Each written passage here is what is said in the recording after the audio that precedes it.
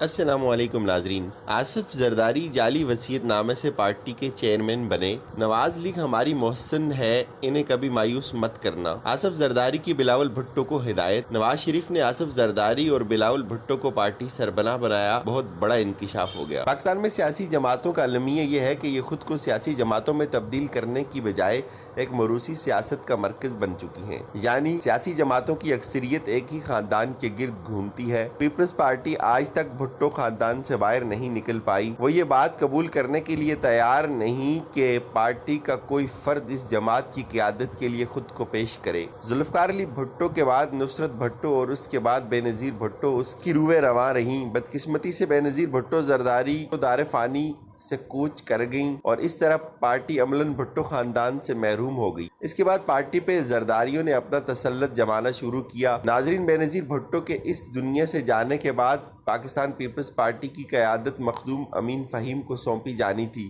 لیکن آصف زرداری نے پارٹی پر قبضہ کرنا تھا، اور یہ ایک دلچسپ صورتحال ہے جو ہم آج اپنے ناظرین کے سامنے پیش کرنے جا رہے ہیں۔ رضا ربانی بے نظیر بھٹو کے دور میں آصف زرداری سے فاصلے پہ رہتے اور انہیں ذاتی طور پہ پسند نہیں کرتے تھے۔ رضا ربانی کے کیمپ میں مخدوم امین فہیم، صفدر عباسی، ناہید خان اور اعتزاز احسن بھی شامل تھے۔ بے نظیر بھٹو کے دار فانی سے کوچ کر جانے کے بعد یہ تمام لوگ مخدوم امین فہیم کو پارٹی سربراہ بنانا چاہتے تھے۔ اس مشکل دور میں ایک بار پھر میاں نواز شریف آصف زرداری کو بچانے کے لیے میدان میں آئے۔ نواز شریف اس وقت آصف زرداری کا ساتھ نہ دیتے تو آج پیپلز پارٹی کی سربراہی بلاول بھٹو کے ہاتھ میں کبھی نہ ہوتی، اور نہ ہی آصف زرداری کے ہاتھ میں۔ نواز شریف نے یہ کام خواجہ آصف کے ذریعے کرایا۔ خواجہ آصف زرداری کے قریبی دوست ہیں اور جیل میں بھی وہ ساتھ رہے ہیں۔ بے نظیر بھٹو کی تعزیت کے لیے نواز شریف روڈیرو گئے۔ خواجہ آصف بھی نواز شریف کے ہمراہ تھے۔ آصف زرداری نے تعزیت کے دوران ہی خواجہ آصف سے الگ ملاقات کے لیے اندر بلایا اور خواجہ آصف کو بتایا کہ باہر موجود لوگ پارٹی پہ قبضہ کرنا چاہتے ہیں، وہ مجھے نہیں مخدوم امین فہیم کو پارٹی سربراہی دینا چاہتے ہیں۔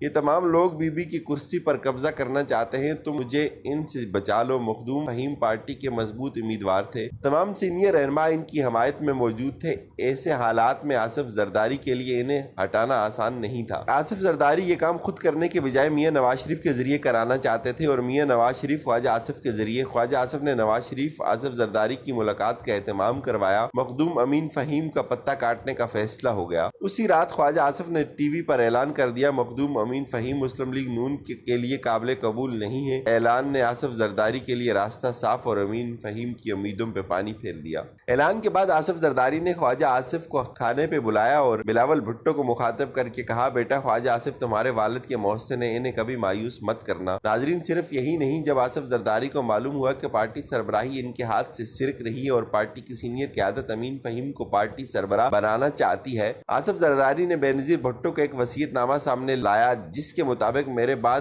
پارٹی سربراہی آصف زرداری کریں گے۔ جب یہ قصہ تمام ہوا، چند عرصے بعد مخدوم امین فہیم نے خود انکشاف کیا کہ آصف زرداری کی طرف سے بے نظیر بھٹو کی طرف منسوب وصیت نامہ جعلی ہے اور اس کا حقیقت سے کوئی تعلق نہیں۔ یہی انکشاف بعد ازاں موجودہ صدر پاکستان عارف علوی نے بھی کئی موقعوں پر کیا۔ نہ صرف یہ دو شخصیات بلکہ غیر جانبدار مبصرین بھی کئی بار اس بات کا اعادہ کر چکے ہیں کہ آصف زرداری کی طرف سے پیش کیے جانے والا بے نظیر بھٹو کا وصیت نامہ محض ایک دھوکہ تھا، سیاسی چال تھی اور اقتدار تک پہنچنے کا زینہ۔ اس سے بڑھ کر اور کچھ نہیں، بدلتا ہے رنگ آسماں کیسے کیسے۔